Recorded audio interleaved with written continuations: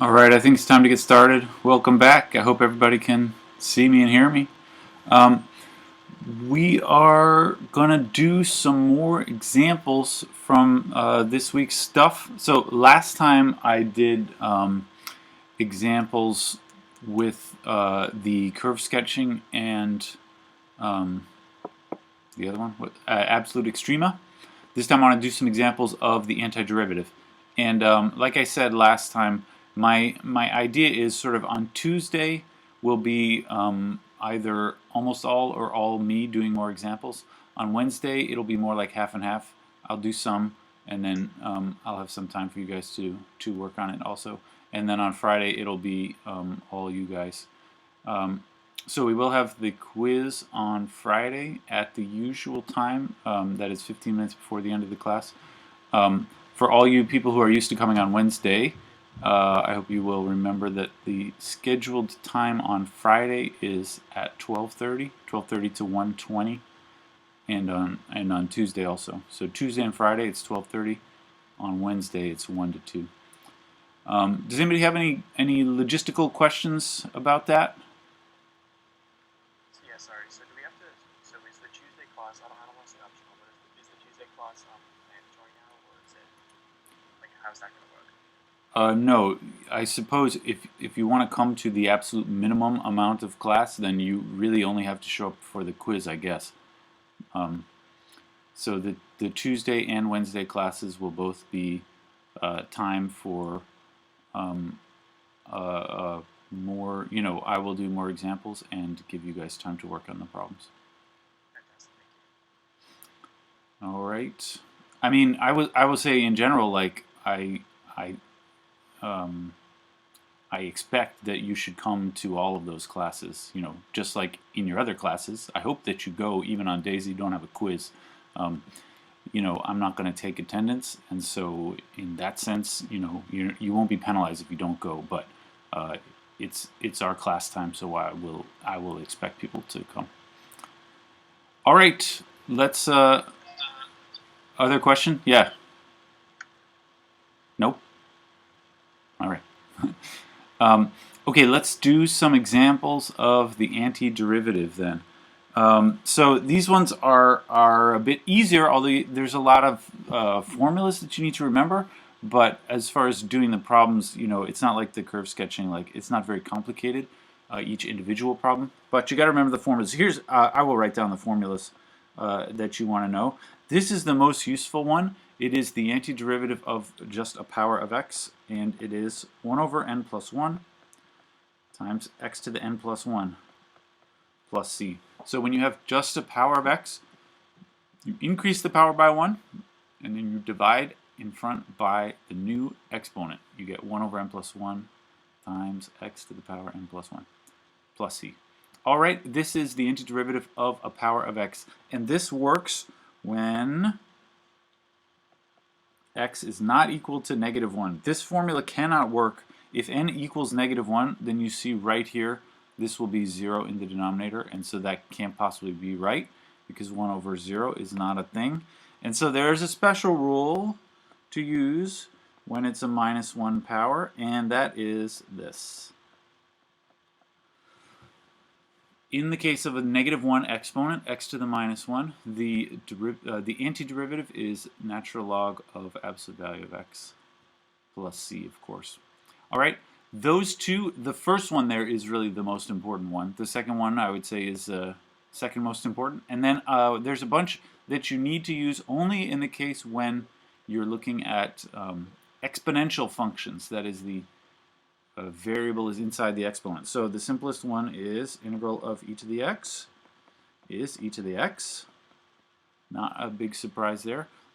What if it's similar variable inside the exponent, but it's not the number e, some other number? The formula is 1 over ln a to the x. And unfortunately, you'll just have to remember these formulas. We had two more, and they are what you do if there is an extra constant multiple inside the exponent. E to the kx, the answer is 1 over k, e to the kx plus c. And then finally, the most complicated would be a to the kx. That is, it's not e, it's some other number down there, and you have an extra coefficient inside the exponent. You get 1 over k ln a to the kx plus c. That's how it goes. All right. So these are the formulas that I suppose by our, I will expect you to know these on the quiz, so you will want to remember the formulas by then. All right. Anyway, let's do some examples. Are there any questions about the formulas as written? I mean, saw them in the video. I hope you wrote them down in your notes already. Let's just do some examples. How about antiderivative of 3x to the 4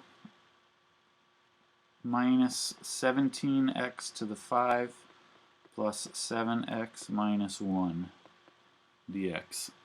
All right, now here we have a bunch of stuff being added together or subtracted, it doesn't matter.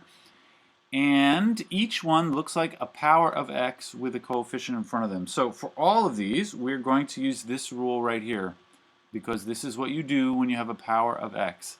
If you have a coefficient in front of it, that doesn't matter much. The coefficient just remains as a coefficient in front of the answer. So the first one, 3x to the 4 becomes 3 times 1/5 x to the 5. All right? You just really, since they're added together, you just do each one separately. So the first one there, the 3 is a coefficient, so it stays as a 3 coefficient in the answer. The x to the 4, I do this rule on it, where n equals 4. X to the 4 becomes 1 over 5 x to the 5. You increase the power by 1, you divide by the new power. All right? That's the first part. And then we continue. Minus, oops, I won't. No. Come on now. All right. Minus 17 is a coefficient.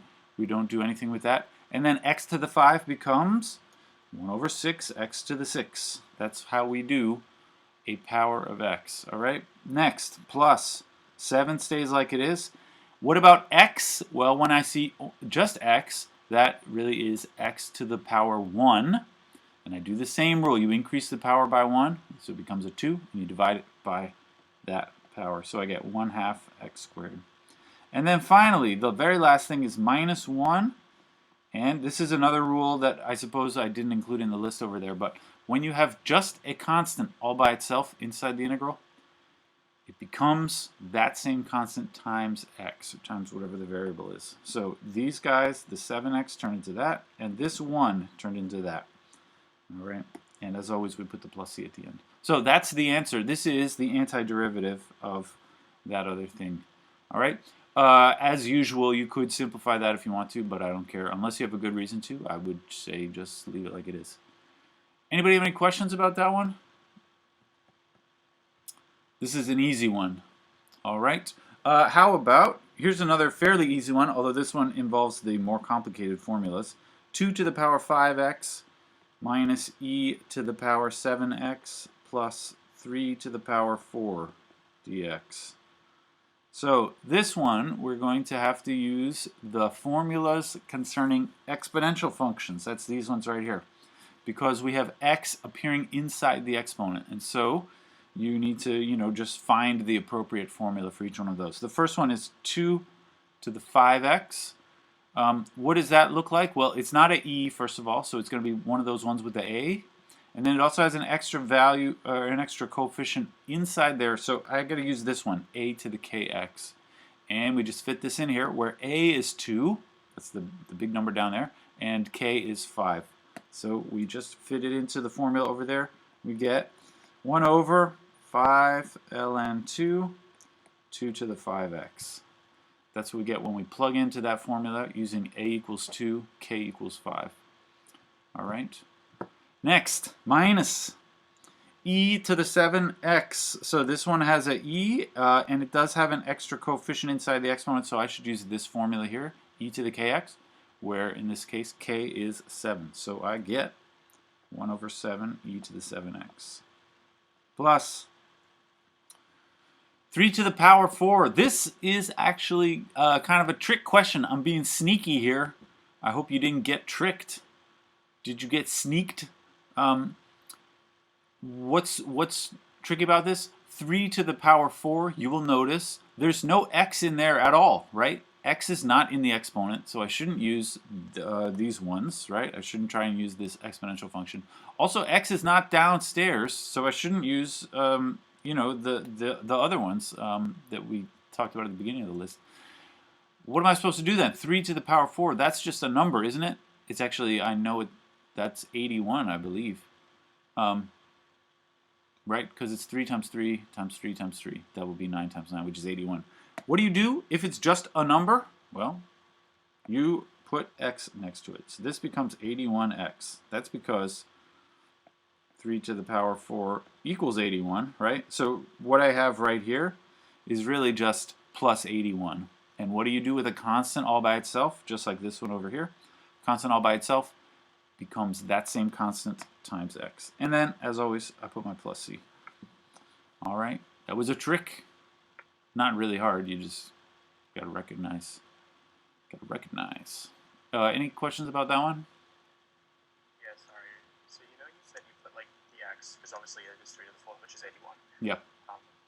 I was a little bit confused as you said why to put the x down there, because is it just something that like exists within the rule of the antiderivative where you should always just put an x at the end of something that doesn't have an x? Because that's a little bit abstract for my brain to grasp. Yeah, it's because you have to remember what the antiderivative represents.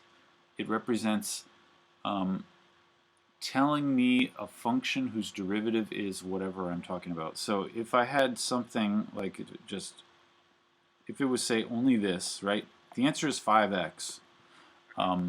Now you could just say, because I said so. I said whenever there's just a constant, you put the x on it. But the reason why, really it's plus c. But anyway, the reason why it's 5x is because this says the antiderivative of 5 is 5x. That should mean the same thing as saying the derivative of 5x is 5. And that's true, right? So that's why if it's just a constant, you multiply by x. It's because the derivative of a constant times x is equal to that constant. Okay.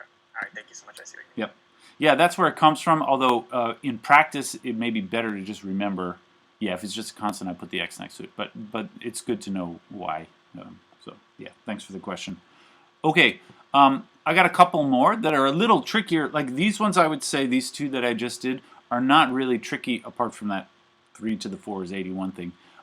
You don't have to think much, you just have to know what are the appropriate rules to use. There are some, though, where you have to do a little bit more work than simply plugging into the appropriate rules. So let's try one like this. Integral of 5x plus 7, the whole thing squared, dx. Actually, let's make it a little more fun. How about put another x out front? How do you like that?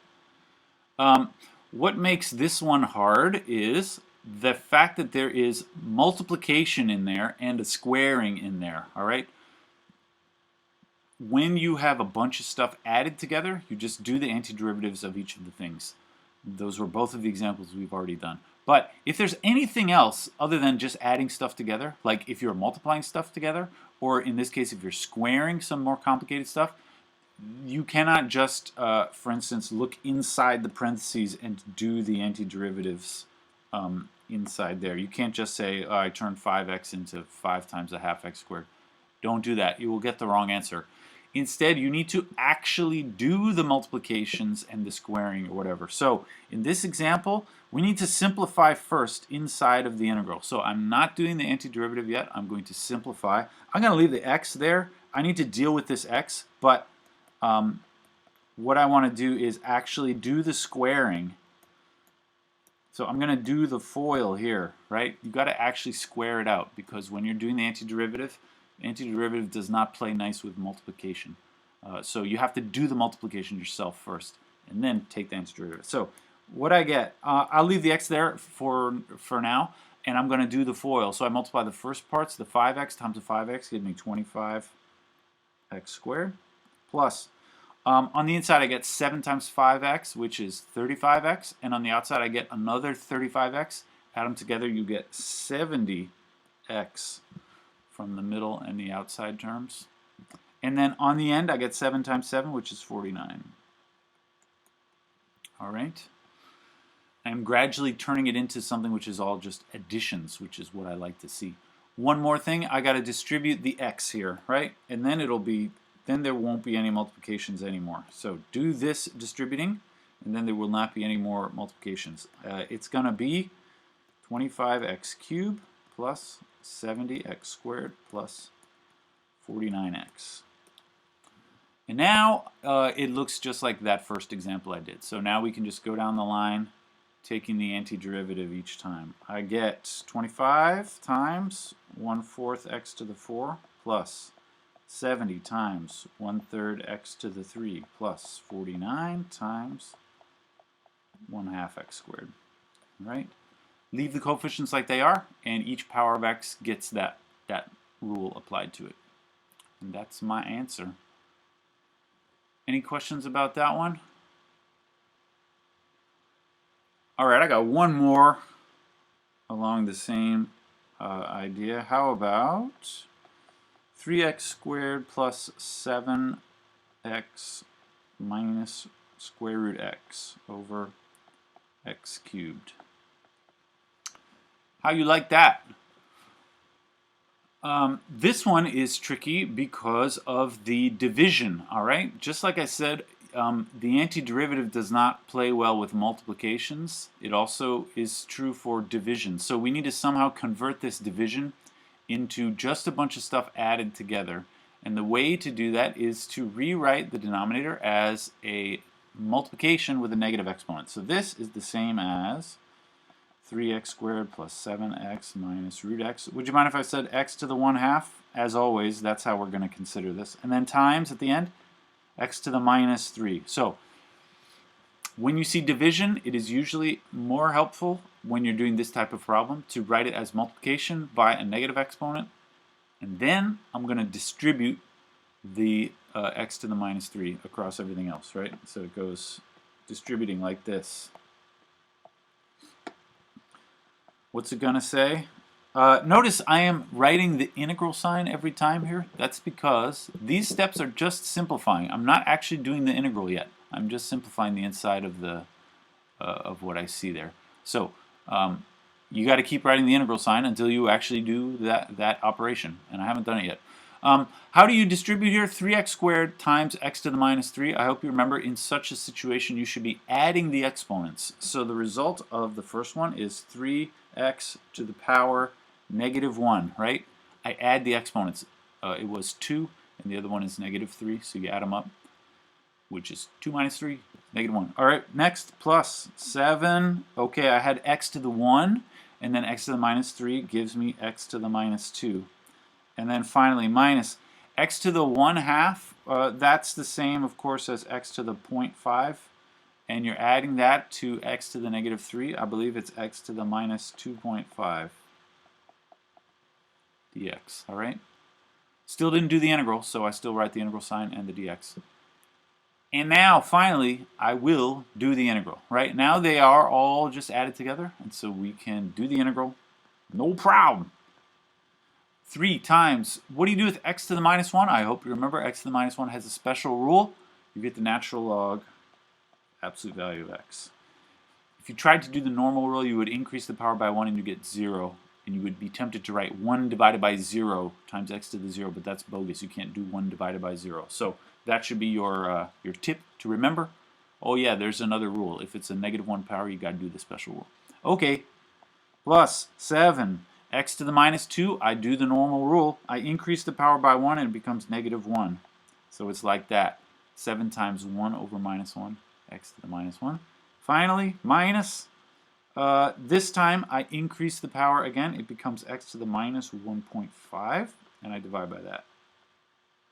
What? 1.5, like so.